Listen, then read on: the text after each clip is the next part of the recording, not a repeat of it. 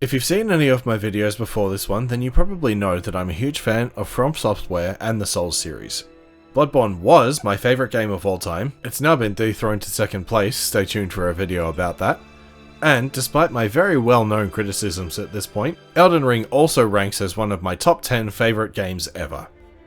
The Souls Ring Hero series combines a simple combat system input-wise with a very in-depth knowledge requirement that forces players to know on every level how to play, what level layouts and enemy placements are and how to tackle them, how to evade attacks and at what time to attack yourself. To boil it down to very simple terms, Souls relies on input simplicity, game complexity. With that out of the way, I think Sekiro might be one of the greatest games ever made. It takes the philosophy of Soulsborne and does something completely new for Souls.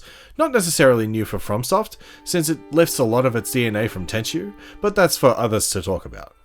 I do have to immediately couch the statement of greatest ever by saying it's not one of my favourite games ever made, but I simply have to acknowledge that its design is just incredible. Sekiro takes punishing combat and puts it in a game that rewards stealth and hit and run tactics, and a guard parry system that encourages learning and timing guards. Not only that, but the ninja arm and tools are a great backup to help give you an advantage against certain enemies, and fighting styles can help build variety and ways to play.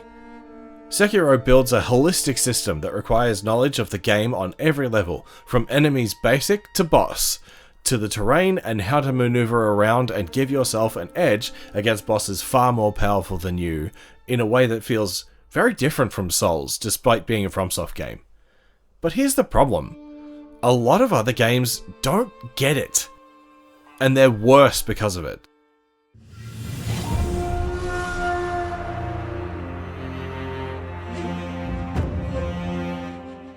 After Sekiro came out, there was a tectonic shift in how Soulslikes were designed. While obviously started in development before the release of Sekiro, Mortal Shell was immediately compared to Sekiro for its use of a guard parry system. But I think it was novel enough in its function and other mechanics that I thought that it was a bit of a reach. The biggest ones that come to mind for me are Jedi Fallen Order, which almost lifts Sekiro's deflection combat wholesale and then throws it into Star Wars, and Lies of P, which mechanically combines Bloodborne and Sekiro brilliantly. The problem arises though. When devs see the visceral satisfaction of parrying constantly in Sekiro and think, man, I want that in my game. It's a cool thought, and a great inspiration, but what this thought process misses is all the other things that make Deflections so great in Sekiro. It's not the only puzzle piece. When we look at games that cram Deflections into a system where they don't fit, and then mold the game to incorporate the new Deflections, the result is rarely good at all. To keep the scope of this video down, I'm going to talk about Sekiro, then a game that does it really well, Lies of P, and then two games that don't, Final Fantasy VII Rebirth and Code Vein 2. This video is going to be long enough as it is, so let's keep it to this, okay? Deflections in Sekiro are, obviously, the bread and butter of combat. Having a defense that doubles as an offense decreases the perceived downtime in a traditional Souls combat. Instead of the Souls branded your turn, my turn, your turn, Sekiro instead turns this into my turn and my turn again, etc. It's a very responsive and feedback heavy combat that some people call a rhythm game. If attacks were timed to the beat of the music, that'd be awesome and I'd agree, but it's more just timing the same way that all Souls is, at least to me. If you miss a deflection, if you're too late you obviously get hit, but if you're too early, you simply block and take some stance damage. The deflection window is actually quite generous sometimes too, allowing for some room for error instead of frame perfect requirements. Not generous enough when I was playing through the capture of my Elgato rather than the pass-through though. In the traditional Souls experience, there's something I lift from Zero Lenny who says that combat in Souls is very turn-based. The enemy attacks, I evade, I exploit a recovery window, rinse and repeat until either the enemy is dead, or I mess up enough times that I die. That's it. Boil it down, and it becomes your turn, my turn, your turn. Oftentimes, there's 3 buttons in a joystick being used. Attack, dodge, heal, and move. Very simple combat that is enhanced by game and moveset knowledge that is acquired through punishment. What Sekiro then decided to do was say, hey, during your turn, it's also my turn. This is what deflections are, and why Sekiro is the first always-on game in the Soulslikes. In addition to enemies having regular health bars, they also have a stance bar, kind of in the same way that Neo does with the key bar. Instead of evading attacks and waiting for windows to attack, instead, you plant yourself right in the face of who you're fighting and bat away everything that's coming at you with your sword. What this does though, in addition to just being cool as shit, is increase the damage on their stance bar, and what you learn very early in this game is that this is the real health bar. Every boss and mini-boss in this game will only die to death blows, which trigger when the stance bar is maxed. Enemies will instantly enter the death blow window when their health hits 0, but to kill bosses, you have to death blow. And there's the point of deflection, and what I mean by my turn, your turn, and my turn again combat. At all times, you are either hitting the enemy, deflecting the enemy, which also brings them closer to death, or backing away to heal and losing progress. It also means that terrifying combos that you'd want to avoid in the regular Souls are now your biggest windows to do damage to their stance. For example, I find myself begging for Genichiro to do his huge flurry so that I can parry his ass and obliterate his stance with his own attacks. You know what else is cool as shit? Liking and subscribing. If you want to be even more cool, you could even comment. That's insanely cool. Okay, back to Sekiro. During these deflection periods, the player is often very static, deliberately so, to allow the player to focus on timing, and it gives the game a cool feeling of standing firm against an enemy, but can be very unengaging sometimes. As brilliant a fight as the first Genichiro and L fights are, what really sets them apart is that they're so dynamic in how they move and force you to in response. It's not the deflections by themselves, it's how you combine deflections with the rest of your arsenal. It's what also defines the worst fights in Sekiro. The ones that do not force you to move, but instead to stay still and wait for the next flurry of attacks, like Corrupted Monk, second phase Genichiro, as well as some mini-bosses like Headless and the Shichimo Warriors. There's barely any movement, and it's no longer as active and feedback heavy. It's no longer my turn, your turn, and my turn again, and becomes far less fun as a result. Movement, ninja weapons, avoiding non-deflectables, these are all part of the combat that are grossly overlooked by other examples of Sekiro-likes. And it's a shame, because what they do is prove that deflections must be part of a more holistic and diverse combat. What these other mechanics do is allow the very harsh nature of deflections some breathing room. If you miss a parry in Sekiro, you aren't immediately fucked. Short hit recovery, rolling out of knockdowns, short invincibility when knocked down, as well as having the mobility tools available to simply get out of the way of a combo you're not confident you can parry yet. Having the mobility and stealth to choose how to tackle an encounter, like, let's say, the general in front of Ashina Castle, with a bunch of enemies as well as a mini-boss. You can pick off the mobs and back off up to the roofs, lose aggro, and go again. In a game that feels even more like it is built for one-on-one combat, it needs the mobility to let the player choose how and when to engage. It needs ninja tools to exploit weaknesses. It needs a skill tree for rudimentary things like Mikiri counter, but also less obvious things like the criminally underrated Senpou tree, and the criminally overused Mortal Draw and Double Ichimonji. I know they're broken, they're also boring after the 10th time. Wanna know something I took for granted in my first playthrough of Sekiro? Eavesdropping. It's an entirely optional thing to do, but each time you eavesdrop, it'll give you a significant information about the weakness of an upcoming boss. Chained Ogre doesn't like fire. Loud noises startle the Raging Bull. The list is long and super awesome because it encourages you to go exploring and find these cool ninja tools to use in the fight. While not explicitly tied to combat, it's another tool at your disposal that enhances your ability to fight tough enemies. It mitigates a little bit of the potential for failure, and allows you to learn the mechanics. Sekiro reuses a lot of mini-bosses, and knowing the weakness of one helps with all of them too. This is just specific to Sekiro though. The tools the game gives you to succeed don't need to be the same for all Sekiro-likes. What I mean is that Sekiro's tools aren't simply deflecting or dodging, they're part of a varied set of mechanics that mitigates punishment and allows more opportunity to learn. They are the center of the combat, absolutely, but it is everything around them that feeds into them and allows them to be as risk-reward focused as they are, and no Souls, or rather Sekiro-like, does this better than Lies of P.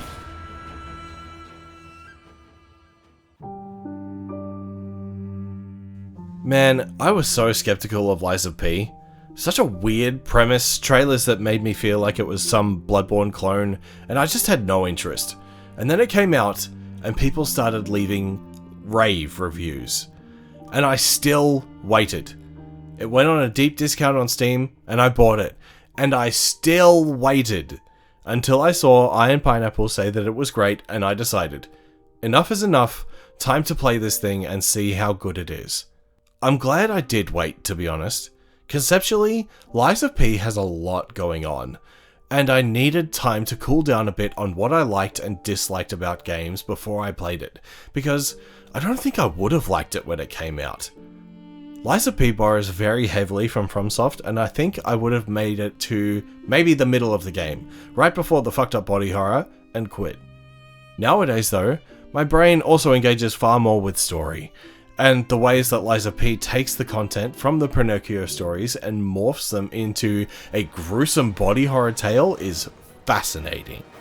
The DLC, Overture, especially nails that for me. But I'm here to talk about mechanics, and this is where the combination of Bloodborne and Sekiro that I said before comes into play. Lies of P's combat is very heavily inspired by Sekiro's Deflections.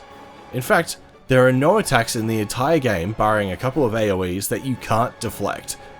Red attacks, in fact, require perfect deflection and cannot be simply blocked, an interesting difference from Sekiro's thrusts and sweeping attacks that need to be Makiri counted and jumped over respectively. Instead, what Lies of P decided to do was double down on deflection. Dodging is basically worthless without the quartz upgrade to give you iframes. Running is great for getting out of some things, but a lot of the time you need to park your ass in one spot and deflect a barrage of shit coming at you. Compared to Sekiro, Lies of P combat feels much harsher, and deflect timing is noticeably shorter. It is, however, with no exaggeration whatsoever, the best Soulslike I've played, and it's not even close. Deflecting is a massive part of Lies of P's combat, and while a large portion of the game is spent standing in one place pressing the guard button, it doesn't feel static. The simple genius behind it is this: not only does perfect guard break stance like it does in Sekiro, there's an extra reward for the shorter deflect timing. Weapon breaking. God, weapon breaking feels so good! While stance breaking gives you basically Bloodborne visceral attacks, weapon breaks are the single coolest mechanic in the game. It is a tangible reward for deflecting consistently, and the feedback is immediate. Watching the damage from an unbroken weapon sink into the floor when it breaks is so satisfying on a cellular level. It visually and feedback-wise shows you exactly what mastery of timing in Lies of P gets you. Not only do you mitigate damage in the moment, but by breaking an enemy's weapon, you now have reduced all incoming damage for the rest of the fight. You did that. That's awesome. What's also amazingly done is that there are quartz upgrades to encourage deflecting even more. There's upgrades for weapon break damage, stance damage, Fable attack charging, and for instantly regaining the rallyable health. Wait, rallyable health? There's the Bloodborne DNA. The setting and themes were already a dead giveaway, and the cosmic/body horror of the enemy design also cribs a lot from Bloodborne. But it's where this DNA ties into Deflections in particular that is pure genius. Deflection timing in Lies of P is brutally punishing, and while there are plenty of other tools that we'll talk about in a bit, so you don't have to rely on deflecting as much, you still have to do it a lot. And here's the genius. Lies of P has a rally system straight out of Bloodborne, but what makes it so fucking clever is that it isn't on every hit you do to an enemy. No, what Lies of P does is specifically only give you recoverable health when you miss a deflect because you block too early. You can absolutely still die from missing deflects, but if you manage to survive a combo, you can rally your health back to pretty close to where it was before you took those hits. This is exactly the margin for error and learning that I was talking about before. What this rally allows is not only for the player to stay in the fight longer instead of scrambling to heal, it also says, hey, your deflects were almost there, you were just a little bit early, try again. It's a learning tool. It helps you learn the fights and master them while having the capacity to still be punished for mistakes. This isn't even the only rally mechanic either. Instead of rallying health back immediately, you can also rally back heals, but only if you don't have any left. It's genius. I don't know which specific dev at NeoWiz thought of this, but I could kiss them. Because what this allows you to do is tap into the no heals panic mode everyone goes into. It forces you to play even more aggressively because you're 1 or 2 good hits away from a heal and safety. Instead of having to play super safe, what this makes you do is dive right into the thick of the fight because ironically, that's where it's safest. The twists on Bloodborne's design are just beautiful in this game. To bring the topic back to something I said earlier, Liza P understands more than any other Souls-like I've played that simple input requires a complex understanding of other things in the game to be interesting. Manipulating the environment to help you succeed, using Legion arms when you remember that you have them, swapping out weapons constantly and experimenting, and of course, good old-fashioned deflecting are all various parts of what makes Liza P work so well. You are given so many tools to use and are constantly swapping tactics depending on the area that you're in and the enemies that you're facing. In a puppet zone, time to get some shock application going. Carcasses in the area, time for fire. A human enemy being annoying, how about some decay to break their weapons faster? This doesn't just come from Legion arms either. Consumables and throwables in this game are incredible and just as valuable as your weapons a lot of the time. This is the other part of the Sekiro DNA at work here. It's not simply the deflections, it's the supplementary mechanics. The Legion arms are basically just ninja tools, except in the DLC you get a shotgun arm, which is so sick. Where's my shotgun arm in Sekiro, huh? While less obvious than eavesdropping telling you, item and gear descriptions tell you in no uncertain terms what each class of enemy is weak to, and you are given plenty of tools to exploit those weaknesses. While certainly not as dynamic or vertical as Sekiro, movement and positioning while fighting are also vital for success. Liza P is a masterclass of taking systems that other games have used and applying them to your own. Nothing Liza P does is really that novel, and in almost all cases, deliberately so. It's a love letter to the Souls series and Sekiro, and says, hey, what if we took all these great ideas and combined them in a way that none clash and instead feed into and enhance each other? And it turns out, yeah, it works really well. But what happens when you already have a game system and then you see Sekiro do deflect mechanics and say, huh, that seems cool and players resonated with it a lot. Let's put it in our game. Well, you get Final Fantasy VII Rebirth.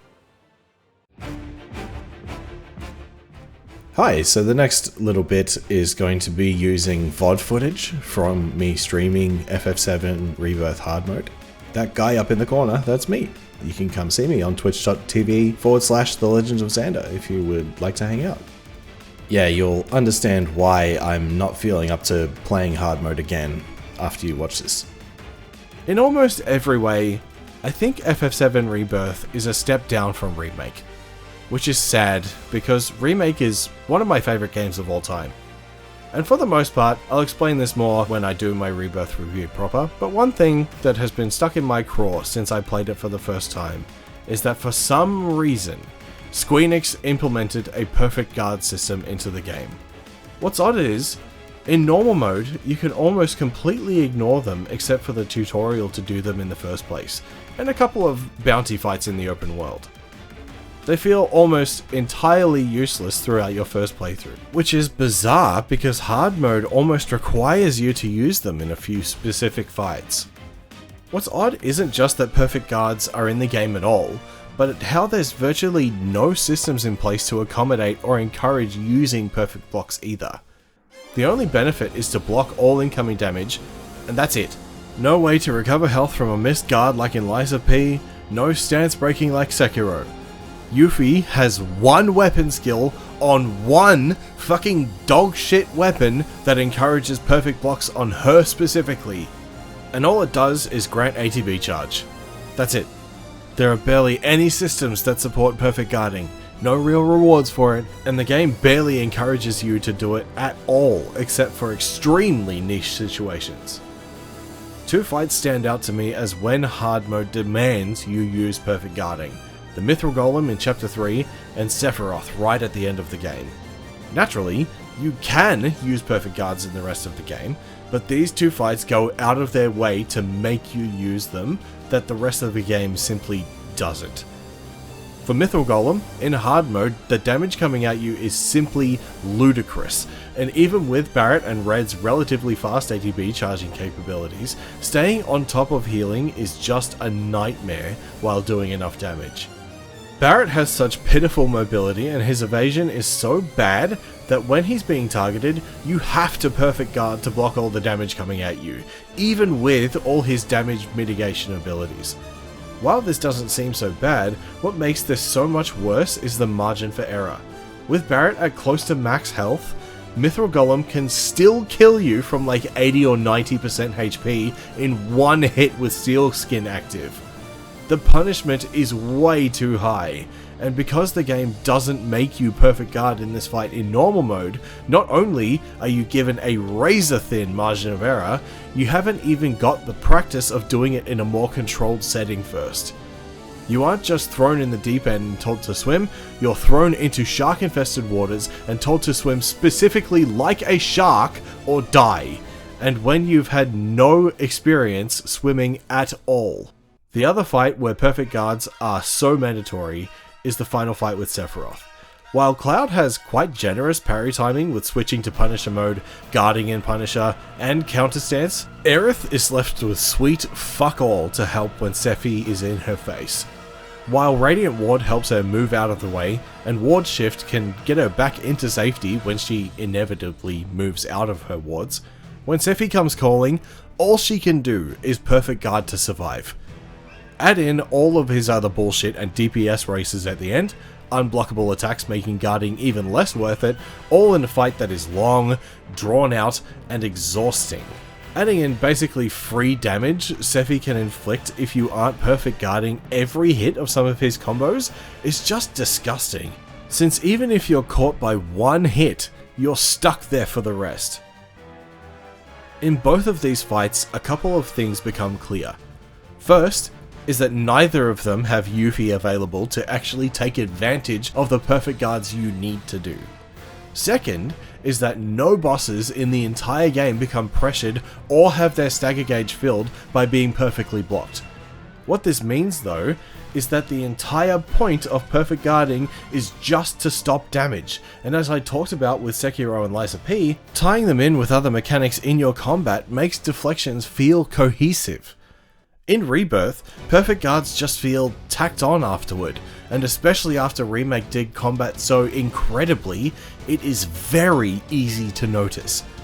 What I find most bizarre about FF7 Rebirth is that it takes the Remake combat, which is excellent, and slaps perfect guards into it with nary a thought for how it would affect gameplay feel. And because they are in large part so unnecessary, you have no time or opportunity to practice with them before it is far, far too late. They feel like an afterthought, right up until they're vital for some reason, and then you forget about them again. But what happens if you make perfect guarding central to your combat, and it still sucks? Well, then you get Code Vein 2. Code Vein 2, man. What a disappointment this game is. I really enjoyed Code Vein 1, despite its many flaws. Its level design was strange, landmarkless, and hard to navigate even with the map. Its sound effects and foley work were just awful, and yet its combat felt weighty and very reminiscent of Dark Souls 1. Dodge rolls felt clunky but necessary, and every blood code and weapon felt satisfying to use. Code Vein 1 really understood that the dodge, counter, dodge combat was its bread and butter and built itself around that philosophy. In my humble opinion, Code Vein 2 needed to expand on story and leave its gameplay largely untouched. Expand on blood codes for more build variety, the new variants for the jails are a cool new addition for build diversity, and that's it for things I like. Character design, hideous. The open world, staggeringly dull. Boss design, I couldn't stomach more than the first few levels of this game, so I can't speak to all of it. But me quitting a game I paid full retail price for is almost unheard of. So what makes Code Vein 2 so bad? Because it's not just what I mentioned. I can take a lot of bad if the gameplay is good, and it is not. Code Vein felt like a love letter to Dark Souls 1, but Code Vein 2 feels so shameless. It wants so badly to have the open world of Elden Ring, and instead achieves a Neo 3 style open world, with far, far less in it. It wants so badly to have Sekiro combat to the point that in this game, pre-patch, rolling was basically worthless. Coming from Code Vein 1, that's shocking. It attempts to have a deflection style combat system, and instead just has deflections as the focus with zero understanding of what made Sekiro's combat so great. As I mentioned before, what makes Sekiro so good was the systems around deflections, giving you a margin for error and room to learn. And Code Vein 2 said, okay, what if we got rid of all that, made rolling worthless so that you have to deflect, made deflect timing weird as fuck for no reason, and then make almost every boss knock you on your ass with no get up iframes, and the boss can freely hit you during that window. I don't know who greenlit this combat, to be honest. Code Vein 2 goes beyond punishing into pure bullshit. I'm sure looking at this footage, it just looks like I'm playing badly, which is probably half true, but the game gave no opportunity to learn and was painfully designed in a way that made it not just frustrating, but actively awful to play. It's like it was trying to be hard, instead of naturally being hard by having harsh punishment. It felt like a troll mod for a good Soulslike. There were no systems other than stopping the barrage of undodgeable shit coming at you, so you can keep playing this miserable, ugly experience a little longer. But what you might have noticed, I keep using the past tense when I talk about these problems, and that's because the community feedback to Code Vein 2 was so horrible that Bandai Namco had to respond. And respond they did, by ripping out deflections almost completely. Quick correction, Code Vein 2 still does have deflections, but they fixed everything around them so you don't have to use them at all. What's shocking to me is that Bamco saw the complaints that Code Vein 2 actually played like shit, made rolling better, and changed boss behavior, and now the game is actually playable. It's still not good, but at least it functions in a way that I could play more if I wanted to. Combat is still floaty, no attacks from bosses or yourself feel like they have any weight to them, there's almost no indication of hits at all unless you're being knocked on your ass, which is still in the game by the way. But it is better, even if a lot of the issues are still there. But that brings up the question, if it was so easy to fix, and play so much better without the reliance on deflections, why were they in the game in the first place? Was it really just to copy the success of Sekiro and Lies of P? To rely on other studios' successes instead of your own? Was the Bamco dev team really so uninspired by the world and game system they had made that they decided to scrap it all, including the story, just to keep copying and see if it worked again? And I suppose it did. I bought the fucking thing.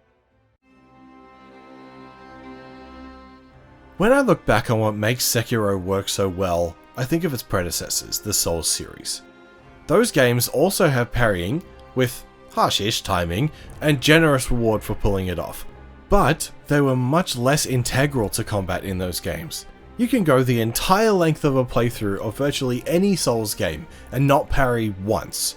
Souls-likes in general have a format that is general enough that you can iterate on it in interesting ways, like how Nioh took the Souls formula and added a Diablo-style loot system to it, plus more complex inputs and combo strings. Like Code Vein 1 took Dark Souls back to its roots, and only really iterated on how builds as a whole worked, in a way that allowed virtually infinite respeccing, to certain preset builds anyway, and experimentation. So, what changed? Well, clearly, the answer is Bloodborne. Bloodborne has such a reliance on parries that the game goes out of its way to tell you not to block. The only shield in base game tells you it's worthless. The only shield in the DLC is niche at best and useless at worst. So instead, your left trigger is devoted entirely to your gun. And while damaging guns do exist in Bloodborne, without speccing specifically into them, you're always going to prefer your melee weapon. So, what does this mean? Bloodborne wants you to parry. It is so much more designed around parries compared to any other Souls that came before, and because the player base, myself included, loved parrying in Bloodborne, that was basically the green light to go ahead with even more parrying. Dark Souls 3 felt blisteringly fast compared to 1 and 2, and while parries were way easier in 2 than 3, the reward for parrying was having some fucking breathing space for a second in the fight. Sekiro made almost its entire combat revolve around parrying. Elden Ring even has bosses that are made much more manageable by parrying, and the DLC literally just put Sekiro-style deflections into the game anyway. Even in the FromSoft catalogue, my parry fatigue was growing, and when you consider all the Souls-likes coming out at the time, it got even worse. Now, this isn't to say that perfect parries hadn't been around since before Sekiro. Of course they had. When people online were praising the parry system of Clair Obscur Expedition 33, the first thing I thought of was Paper Mario. The block system of that series is very reminiscent of Deflections that we would come to see later. It's kind of like the template for a lot of Deflections in my mind, a sort of foundation that all parry systems would then follow. At least to my knowledge, there's probably more games that are older that also have them. Another game that I love that had Deflections is Metal Gear Rising: Revengeance. I may make a video about MGRR in the future, but having a parry mapped to the same button as your attack feels so much more aggressive to me. Which is clearly the intent, right? That even while blocking, you're on the offensive. Another example of parries that felt cohesive with the themes and systems of the game. This was well before Sekiro came out though, well before the deflection fatigue had set in for me. The sheer saturation of the Souls-like market with deflections has built so much fatigue for perfect guards as a mechanic that even for amazing games, I just don't have the patience or stamina to stomach anymore. When E33, one of the greatest games of 2025, came out to rave reviews, I saw that parries were part of the game and audibly went, ugh, completely sight unseen. Now having played the game, I see that it's much more of a my turn, your turn, and my turn style of parries that I like, that Sekiro codified so well, but the fact that I even had that reaction in the first place is telling. To put it simply, perfect guarding is done wrongly in almost every game that isn't Sekiro, to the point where the fatigue has truly set in for me. I already mentioned E33, but I haven't even played the first Berserker Kazan or 9 Souls, even though some of my friends are saying that they're pretty fun. I didn't finish Jedi Fallen Order or play Survivor at all because it was so exhausting to play through a game that was Sekiro but worse, and didn't actually differentiate themselves enough to make them worth finishing. Here's the thing. I understand that having your combat based around so simple of a mechanic is a very tempting thing to do from a design standpoint. It simplifies design if all you need is for the player to hit one button at the right time, and relies on your attachment to other games that actually do deflections well to carry you through your understanding. But all that goodwill a player brings into a game is quickly lost when the game doesn't have comparable systems to give the player room to learn, and mechanics are thrown in superficially or without larger design reasoning.